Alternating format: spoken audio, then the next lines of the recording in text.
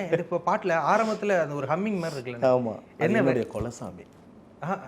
அது ஸ்லோவா சொல்ல முடியுமாண்ணே? எனக்கு அது இதாகல, அதுக்காக.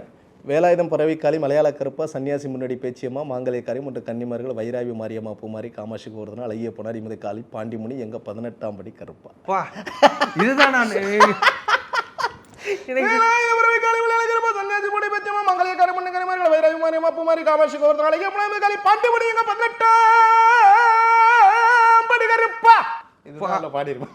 எனக்கு அது அது கேட்கும்போது என்ன லைன் அப்படின்னு சொல்லிட்டு நானும் யாருக்குமே புரியாது, புரியவும் இல்லை. நான் போய் லிரிக்ஸ்ல செக் பண்ணா லிரிக்ஸ்லேயே அது இல்லை, அது ஹம்மிங் மட்டும் தான் போட்டிருந்தாங்க.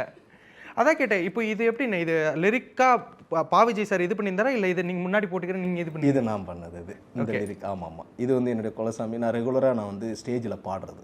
ஓ ஆமாம் ஆமாம், அதை இன்சர்ட் பண்ணிக்கலாம், நல்லா இருக்கும் அப்படின்ற மாதிரி சொன்னாங்களா? ஆமாம் ஆமாம், இந்த ஐடியா அது எதனா ஒன்று பாடுங்கன்னு அவர் சாய் அவர் சொல்லும்போது அது இந்த விஷயத்தை பண்ணணும்னு அவருக்கு ரொம்ப பிடிச்சி போச்சு. இதே நம்ம வச்சுக்கலாங்க அப்படின்ட்டாரு. ஓகே.